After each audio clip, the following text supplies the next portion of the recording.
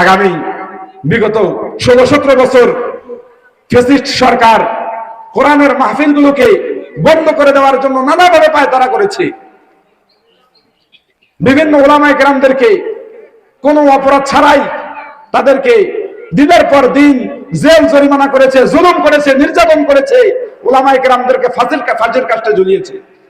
কিন্তু আল্লাহ পাক রব্বুল আলামিন তাদেরকে উত্তম ফয়সালা করেছেন। বাংলার জমিনে তাদের জায়গা হয় নাই, বর্ডার পার করে দাদা বাবুজের দেশে তাদেরকে এখনো বসিয়ে রেখেছেন। কথা বলেন ঠিক কিনা? এখনো যারা এই বাংলার জমিনে থেকে আল্লাহর নিয়ামত ভোগ করে, আল্লাহর রিজিক খেয়ে এখনো যারা কোরআনের মাহফিলে বাধা দিতে চাবে, কোরআনের বিরুদ্ধে আইন বাস্তবায়ন করতে চাবে, আজকের মাহফিলে স্পষ্টভাবে ঘোষণা দিতে চাই, তারাও বাংলার জমিনে থাকতে পারবে না। তারা তো বিগত ফ্যাসিস্ট দাদাবাবুদের দেশে পালানোর সুযোগ পেয়েছে, কিন্তু ভবিষ্যতে যারা কোরআনের বিরুদ্ধে কথা বলবে, কোরআনের বিরুদ্ধে আইন বাস্তবায়ন করবে, তারা বাংলার জমিন থেকে পালানোর জায়গা পাবে না। কথা বলেন ঠিক কিনা?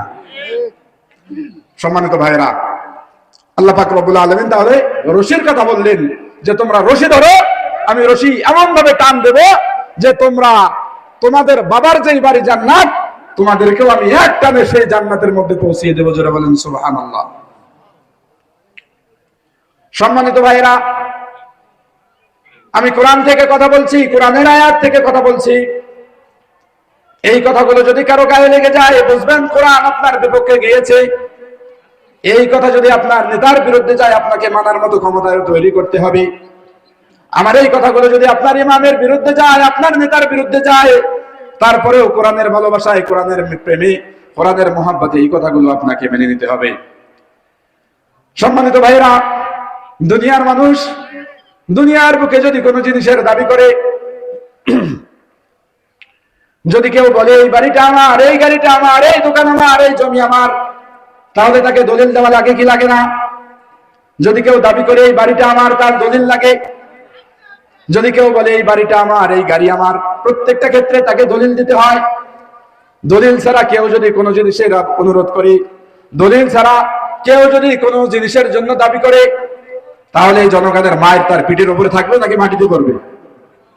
কেউ যদি দলিল ছাড়া বলে যে এই জায়গা আমার, এই বাড়ি আমার, তো মায়ের পড়বে না তার পিঠে?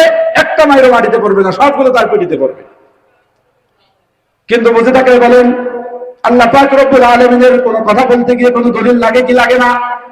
কোনো দলিল লাগে? আল্লাহ যে বলছেন যে আমার জান্নাত আছে, আমার জাহান্নাম আছে, আমি আল্লাহ আছি, আমার ফেরেশতা আছে, আমার আসমান জমিন আছে, দলিল লাগে? দলিল লাগে মানুষের জন্য। মানুষ যদি কোনো কাজের, মানুষ যদি কোনো জিনিসের নিজের বলে দাবি করে, তাহলে মানুষের ক্ষেত্রে দলিল লাগে। কিন্তু আল্লাহ পাক রব্বুল আলামিনের কোনো দলিল লাগে না। তারপর আল্লাহ পাক রব্বুল আলামিন মানুষকে বোঝানোর জন্য, মানুষের অন্তরের মধ্যে এই বুঝ তৈরি করার জন্য মানুষের চোখের মধ্যে আঙ্গুল দিয়ে বলছেন, ইয়া আইয়ুহান নাস। আল্লাহ পাক রব্বুল আলামিন পৃথিবীর সমস্ত মানুষদেরকে ডাক দিয়ে বললেন, ইয়া আইয়ুহান নাস। এই নাসের মধ্যে হিন্দু আছে, বৌদ্ধ আছে, নাসারা আছে, খ্রিস্টান আছে, সুদখোর আছে, ঘুষখোর আছে, ইয়াবাখোর, গাঁজাখোর, বাবাখোর যারা আছে, সবাইকে ডাক দিয়ে আমার আল্লাহ পাক রব্বুল আলামিন বললেন, ইয়া আইয়ুহান নাস উবুদু রাব্বাকুম। আল্লাহ পাক রব্বুল আলামিন মানুষদেরকে ডাক দিয়ে বললেন, হে দুনিয়ার মানুষ, উবুদু, তোমরা আমি আল্লাহ পাক রব্বুল আলামিনের দাসত্ব করো। একটা আওয়াজ দিয়ে বলেন, দাসত্ব করব কার? আরো জোরে বলেন, দাসত্ব করব কার? আল্লাহ পাক রব্বুল আলামিন কোরআনের মধ্যে বলছেন, ওমা খালাকুতুল জিন্না ওয়াল ইনসা ইল্লা লিয়াবুদুন। আল্লাহ পাক বলছেন, আমি দুনিয়ার মধ্যে জিন এবং মানব জাতি, এই দুই জাতিকে আমি সৃষ্টি করেছি একমাত্র কেবলমাত্র আমার ইবাদত করার জন্য। তাহলে বুঝে থাকলে বলেন, ইবাদত চলবে কার? কোন নেতার, মেম্বারের, চেয়ারম্যানের, কোন রাজতন্ত্র মন্ত্র, কোন কারো ইবাদত করা চলবে না। এই জমিন যার, জমিনের মধ্যে ইবাদত চলবে তার। তাহলে আল্লাহ পাক রব্বুল আলামিন মানুষদেরকে ডাক দিয়ে বললেন, ইয়া আইয়ুহান নাস, হে দুনিয়ার মানুষ, উবুদু রাব্বাকুম, তোমরা আমি আল্লাহ পাক রব্বুল আলামিনের ইবাদত করো, তোমরা আমি আল্লাহ পাক রব্বুল আলামিনের দাসত্ব করো। কারণ কি? কারণ আল্লাহ বলছেন, রাব্বাকুম, আমি তোমাদের রব। তাহলে আমাদের রব কে? সবাই বলেন, আমাদের রব কে? আমাদের সৃষ্টিকর্তা কে? আমাদের রিজিকদাতা কে? আমাদের হায়াতদাতা কে? আল্লাহ। তাহলে আমাদের রিজিকদাতা, আমাদের হায়াত দাতা, আমাদের জীবনের প্রত্যেকটা ক্ষেত্রে যদি আল্লাহ পাক রব্বুল আলামিনের ক্ষমতা চলে, আল্লাহ পাকের কর্তৃত্ব চলে, তাহলে সংসদে কর্তৃত্ব চলবে কার? বলেন না, সংসদে কর্তৃত্ব চলবে কার? আব্রাহাম লিঙ্কন যেই মতদর্শ দিয়েছেন, সেই মতদর্শে কি বাংলার জমিন চলতে পারে? যেই সংসদের মালিক আল্লাহ, যেই সংসদের এমপি মন্ত্রীর মালিক আল্লাহ, সংসদের মধ্যে যদি কোনো আইন জারি করতে হয়, সংসদের মধ্যে যদি কোনো আইন পাশ করতে হয়, সেটাও করতে হবে কিসের মাধ্যমে? এই কোরআনের মাধ্যমে। কিন্তু সমস্যা তো এখানেই, কোরআনের আইন বাস্তবায়ন করতে গেলে কেউ বলবে না না না, তাদের সঙ্গে আমার মতদর্শ মিল নাই, তারা এক পথের মানুষ, আমরা এক পথের মানুষ। এটা কিভাবে হয়? এই জন্য আপনারা যতই স্লোগান দেন যে নারায়ে তাকবীর, আল্লাহু আকবার, আল কোরআনের আলো, সংসদে আলো, এই স্লোগানে কাজ হবে না। কোরআনে যদি, সংসদে যদি এই কোরআনের আইন বাস্তবায়ন করতে হয়, তাহলে দল মত নির্বিশেষে সবাইকে কোরআনের পক্ষে কাজ করতে হবে। কথা বলেন ঠিক কিনা? তাহলে এই কোরআনের পক্ষে কাজ করতে রাজি আছেন কারা কারা? হাত তুলে দেখান। শাহাদাত আঙ্গুল উঁচু করে আল্লাহকে দেখান, কারা কারা কোরআনের পক্ষে কাজ করতে রাজি আছেন? আল্লাহ আপনি কবুল করেন, এই কোরআনের পক্ষে কাজ করার জন্য আপনি আমাদের সবাইকে তৌফিক দান করেন। সকলে বলে আমিন। হাত নামান। সম্মানিত ভাইরা, তাহলে আল্লাহ পাক রব্বুল আলামিন বললেন, হে দুনিয়ার মানুষ, তোমরা ইবাদত যদি করো, একমাত্র আমার ইবাদত করবে। কারণ আল্লাহ পাক দলিল দিচ্ছেন, এক নাম্বার দলিল, উবুদু রাব্বাকুম, আমি তোমাদের রব। আল্লাহ পাক বললেন আমি তোমাদের রব, এটা হচ্ছে এক নাম্বার দলিল, যেহেতু আমি তোমাদের রব, আমি তোমাদের মালিক, যার কারণে ইবাদত করবে একমাত্র আমার। দ্বিতীয় নাম্বার আল্লাহ পাক বললেন, আল্লাযী জাআলা লাকুমুল আরদা ফিরাশা, এই যে মাটির নিচে বিস্তৃত জমিন আমরা দেখতে পারি, যেই জমিনের মধ্যে আমরা চলাফেরা করি, এই জমিনের মালিক কে? আওয়াজ দিয়ে বলেন, এই জমিনের মালিক কে? নাকি আমেরিকার প্রেসিডেন্ট ডোনাল্ড ট্রাম্প, ফিরাউন ছিল? নাকি এই জমিনের মালিক কে? আমার আল্লাহ। আল্লাহ পাক বললেন, আল্লাযী জাআলা লাকুমুল আরদা ফিরাশা, তোমরা যে আমি আল্লাহ পাক রব্বুল আলামিনের দাসত্ব করবে, আমার ইবাদত করবে, এর দ্বিতীয় নাম্বার কারণ হলো এই জমিনের মালিক আমি।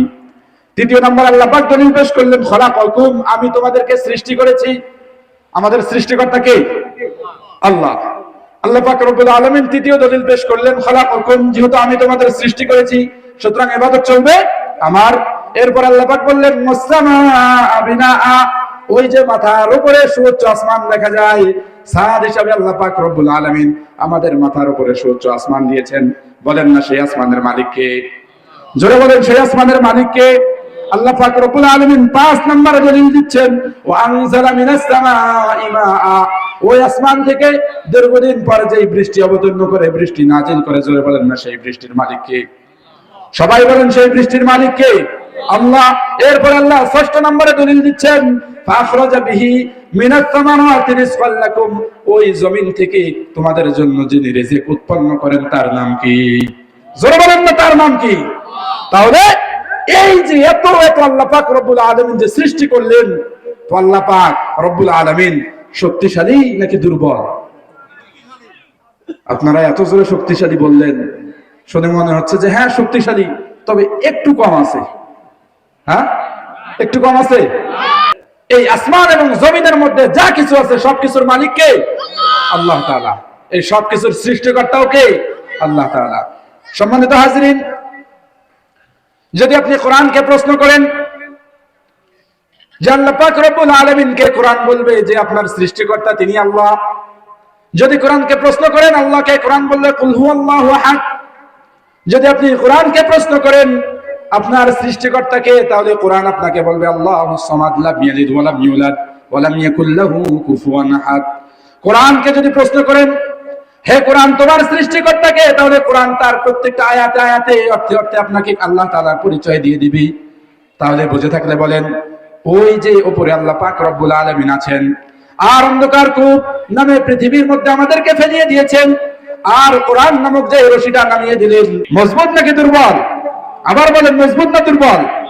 উপরে যিনি আছেন আল্লাহ তাআলা, যার হাতে রশির একটা প্রান্ত একটা দিক আছে, তিনি মজবুত নাকি দুর্বল? তাহলে আল্লাহ তাআলা মজবুত, কোরআনটাও বলছেন মজবুত। এবার একটু পরীক্ষা করার দরকার আছে, এই মজবুত কোরআনটাকে আমরা কে আঁকড়িয়ে ধরেছি আর কে ধরি নাই।